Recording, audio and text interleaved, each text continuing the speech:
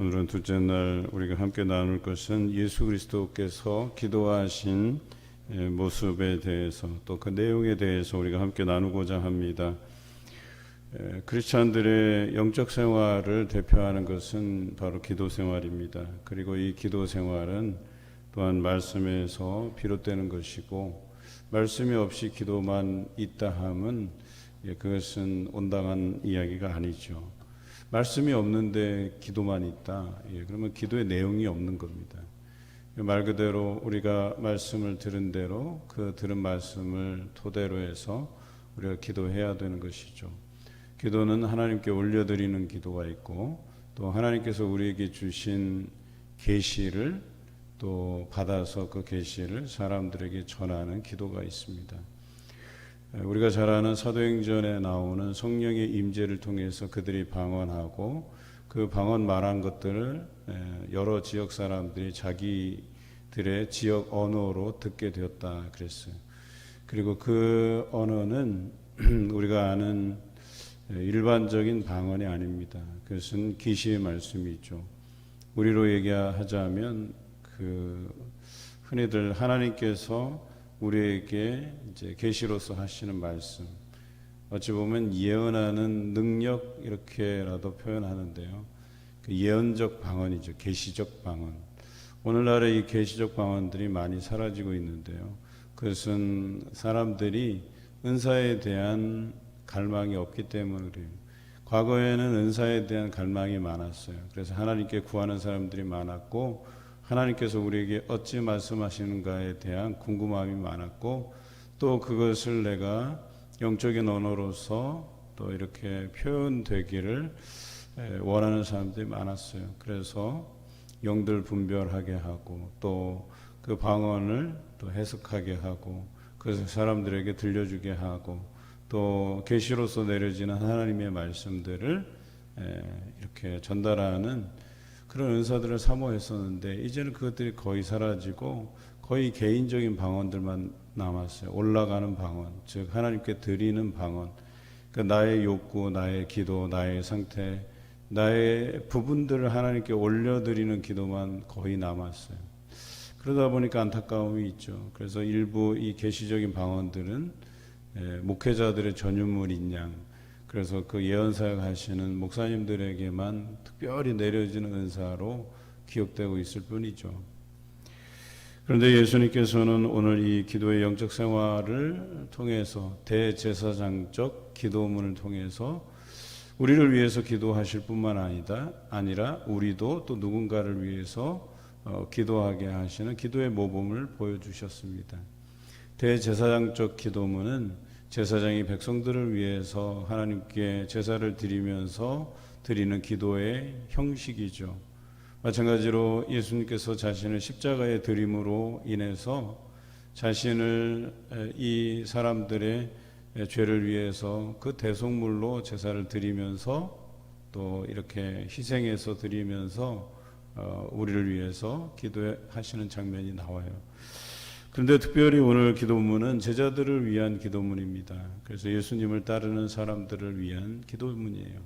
그래서 그들을 위해서 예수님께서 지금까지 하나님의 권위로, 하나님의 이름으로 이들을 보존하였다, 이렇게 표현하고 계셔요.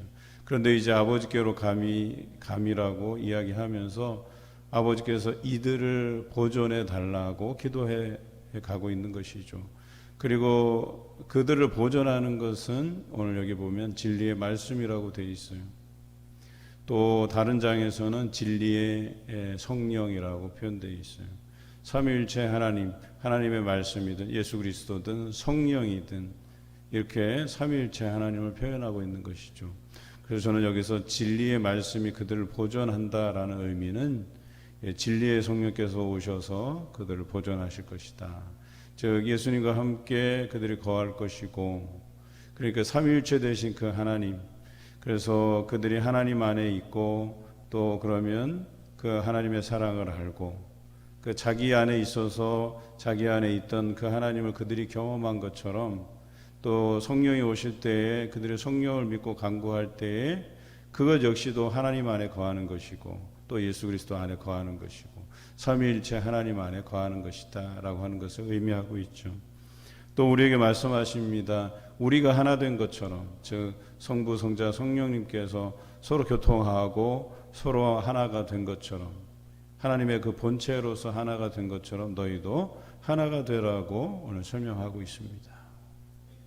여러분, 하나가 된다라고 하는 것은 이때 당시로는 여러 가지 의미가 있었어요. 그 중에 하나는 먼저 믿는 사람이 있었어요. 오늘 성경에 나와 있습니다. 그래서 20절에 내가 비옵는 것은 이 사람들만 위함이 아니요 또 그들의 말로 말미암아 나를 믿는 사람들도 위함이니 이렇게 선언하고 있죠. 지금 예수 그리스도를 따르는 제자들이 있어요. 이들은 예수 그리스도께로부터 말씀을 들었던 사람이에요. 복음의 1세대예요. 그리고 이 복음의 1세대들이 또 하나님의 그 능력을 힘입어서 성령, 진리의 성령의 말씀을 힘입어서 예수 그리스도와 동행함을 힘입어서 말씀을 전할 때 믿게 되는 사람들, 이전에 믿었던 사람들, 또 이후에 믿었던 사람들이 다 하나가 되게 해달라는 기도죠. 21절 아버지여 아버지께서 내 안에 내가 아버지 안에 있는 것 같이 그들도 다 하나가 되어 라고 되어 있어요. 하나가 되어. 여기에서는 먼저 믿는 자가 우월하다, 늦게 믿는 자가 좀 우월하지 않다 이런 표현이 아니에요. 우리 안에는 영적 우월함이라는 표현이 없어요. 그저 하나가 된다라고 하는 표현밖에 없는 거예요. 근데 참 이상하게 사람들은 어떤 면에서든지 뭔가 우월하고 똑똑하고 더 많이 안다라고 하는 것을 자꾸 나타내려고 해요. 드러내려고 해요. 그런데 그게 아니라고 하는 거예요. 먼저 믿는 자나 늦게 믿는 자나 다 하나가 되어라고 표현하고 있는 거예요. 그것은 하나님의 예정하심에서 비롯되는 거예요. 그 예정하심이라고 하는 것은 언제 믿든 간에 동일한 거예요. 그 은혜는 동일한 거고 구원도 동일한 거예요. 그런데 마치 우리는 먼저 믿은 것이 이것이 무슨 영적인 우월감을 표현할 수 있는 자기 자랑거리로 삼는다는 거죠.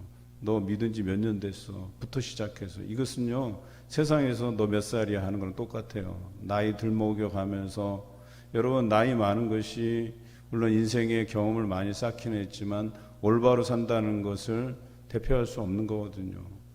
예, 나이 많이 먹고도 헛살은 사람들이 얼마나 많은데요. 그래도 이 사회는 이 경륜이라고 하는 것을 무시하지 못하잖아요. 그래서 그 경륜 살아온 인생의 그 깊이 넓이만큼 인정해 주는 사회지만 여러분 영적인 것은 달라요. 그래서 먼저 된 자가 나중되고 나중된 자가 먼저 되는 거예요. 그런 말씀을 하신 거예요. 동일한 거예요. 영적인 것에는 우월함이나 이런 것이 없어요.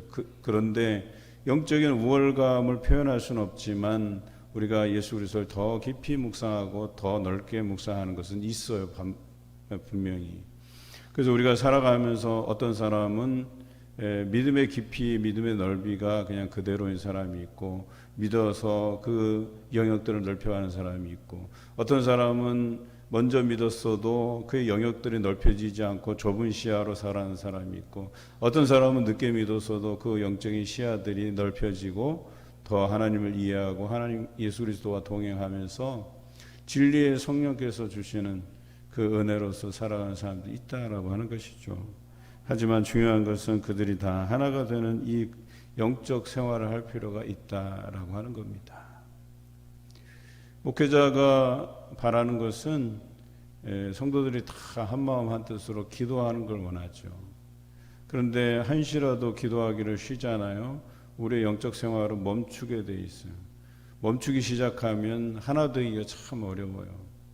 그래도 계속해서 기도하면서 하나가 되어가고 오늘 성경에 나와 있는 것처럼 그들이 예수 그리스도 안에 있음으로 인해서 하나님 안에 거하면서 그 사랑을 알고 믿었듯이 그들도 또 누군가에게 자신 안에 예수 그리스도를 품고 누군가를 만나고 복음을 전하면 그들도 예수 그리스도 안에 거하게 되고 하나님의 사랑을 알게 되고 또 그 사랑을 이 사람들도 다른 사람들에게 또 전하는 이 복음의 연쇄 반응 형상이 일어날 텐데 그런데 우리가 그 안에 거하지 못하면 기도의 생활들을 멈추고 말씀 듣는 일들을 멈추고 이 영적인 생활들이 멈춰버리면 이 복음의 연쇄 반응이 일어나지 않는다는 거예요.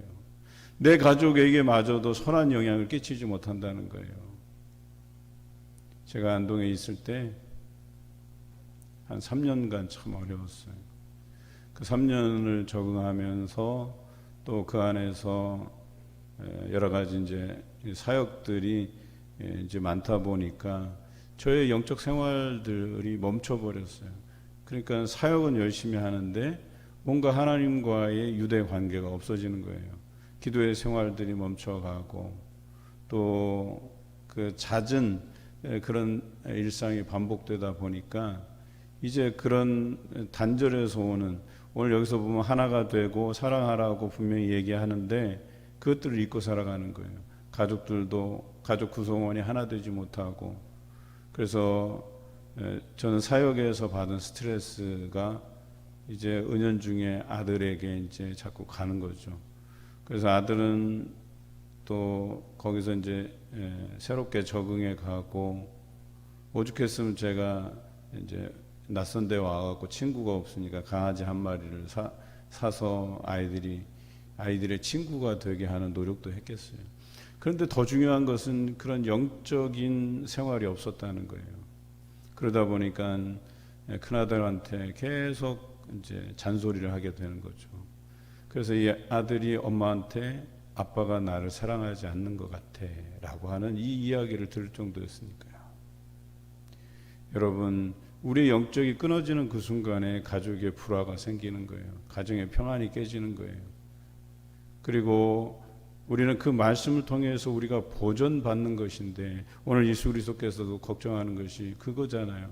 지금까지는 아버지의 이름으로 내가 내 제자들을 보존하였으나 내가 아버지께로 감으로 인해서 이제 이 제자들이 보존받기를 원하는데, 그래서 보혜사 성령을 보내신 것이고 여전히 진리의 성령께서 그들에게 말씀하심으로 그들을 죄악에 빠지지 아니하고 보존하게 하려 하심이라고 말씀하시는 거죠.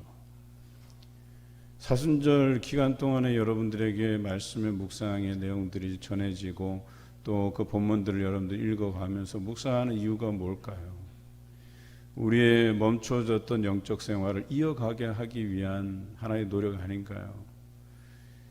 여러분, 적어도 우리가 이 사순절 기간을 꾸준히 말씀을 묵상하고 또 이것을 습관으로 들이고, 그래야 우리가 말씀 한 구절이라도 읽고 묵상하고 그런 것 아니겠어요? 어제 우리가 콜링이라는 영화를 봤는데요, 거기도 보면 이 사람이 말씀을 매일같이 묵상하잖아요. 그 묵상하다가 또 꿈을 통해서 보여주신 하나님의 부르심이 있었단 말이에요. 그리고 나중에서야 그 콜링을 내 삶에서 옮겨갔을 때 하나님께서 그를 쓰시잖아요. 또 좋은 배우자를 만나게 하시잖아요. 마찬가지예요. 여러분께 대한 하나님의 콜링이 분명히 있는데, 그 콜링은 말씀의 생활이 없이는, 그 말씀을 토대로 해서 기도의 내용을 담아 드리는 기도가 없으면 이런 그 콜링을 이해하기 어렵습니다. 그러니까 콜링은 있는데 듣지 못하고 나는 여전히 내 갈 길 바쁜 삶을 살아갈 뿐이에요. 그러면 그 영적 생활이 멈춰지는 그 순간 관계도 깨지고, 가정의 관계도 깨지고, 사회적인 관계도 깨지고, 하나님께서 우리를 위해서 예비해 주신 모든 관계가 깨지고, 예비하지 않으신 관계들만 줄줄이 엮어갖고 죄 가운데 서게 되는 것뿐이에요. 오늘 이런 관계들과 단절하고 오직 하나님께로부터 받아지는 그 사랑, 그 하나됨, 또 오늘 여기 보면 11절에도 그들도 하나가 되게 하옵소서라고 한 것처럼 예수 그리스도께서는 하나님과 하나가 되시고 성령님과 하나 되신 그 삼위일체 하나님의 모형을 가지고 우리에게 하나 되게 하시는 것을 강조하셨거든요. 여러분, 관계가 깨지면요, 교회에서도 하나가 되지 않아요. 혼자 독불장군으로 나가게 돼 있어요. 서로 협력하고 협의하고 도와주고, 야, 그거 힘들지 않아? 나도 좀 도와줄게. 이러한 서로 간의 협력함이, 그래서 합력하여 선을 이루는 사건들이 계속해서 일어나야 되는데 그러지 않아요. 오히려 내가 튀고 내가 튀어나가고 나 혼자 독불 장군처럼 질주해 갈 때 여러분 다른 사람들이 또 쫓아가지 못해요. 하나 되지 못해요. 그런데 오늘 예수 그리스도께서는 이 삼위일체 하나님이 말씀하시면서 그들에게 두 가지 핵심적인 상황들을 말씀하시죠. 하나가 될 것, 그리고 서로 사랑할 것. 하나님께서 우리를 사랑하시는 것을 예수 그리스도를 통해서 확증하셨듯이 너희도 사랑하며 살 것에 대해서 이야기하십니다. 그런데 이 모든 것, 하나됨과 사랑이라고 하는 것은 오늘 17장 1절이 핵심인데요. 아버지를 영화롭게 하는 것입니다. 오늘 여기 보면 아들을 영화롭게 하사 아들로 아버지를 영화롭게 하옵소서라고 되어 있어요. 예수님께서 하나님을 영화롭게 영광을 받으시도록 한 것은 뭐예요? 십자가에 죽으신 사건이에요. 그것이 예수님께 내려진 명령이었었어요. 그래서 그 하나님의 계획을 예수님께서는 그대로 받들고 십자가에 자신을 내어드린 것이죠. 그런데 이와 같이 여러분에게도 하나님의 콜링이 있어요. 그리고 사명을 주세요. 그리고 그 사명은 물론 예수님처럼 십자가를 지는 일은 직접적으로 지는 일이 아니겠지만 우리가 올해 주제로 삼은 말씀에 우리 십자가, 내 십자가, 내게 주신 사명이 있다는 거예요. 그 사명을 가지고 살라고 얘기하는 것이에요.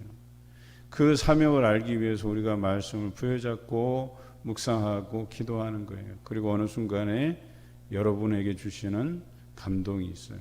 그 감동을 가지고 이 세상을 살아가려고 이야기하는 것이죠. 고난주간 여러분들이 하나님의 그 콜링 그리고 주시는 사명, 저는 이 보편적인 사명도 괜찮다는 생각을 해요. 우리가 하나됨을 이루는 것 그리고 사랑하라는 것, 이 두 가지만 지켜도 저는요 여러분들이 하나님의 사명 감당하기에 충분한 그 자격 요건을 갖추었다고 보여져요. 예수님을 통해서 하나님께서 내가 너희를 이처럼 사랑한다 말씀하신 것처럼 여러분도 그 사랑을 알고 믿는다면 그것을 전하시는 또 우리의 하나 된 것을 세상에 드러내는 여러분 되시길 주님의 이름으로 기원합니다.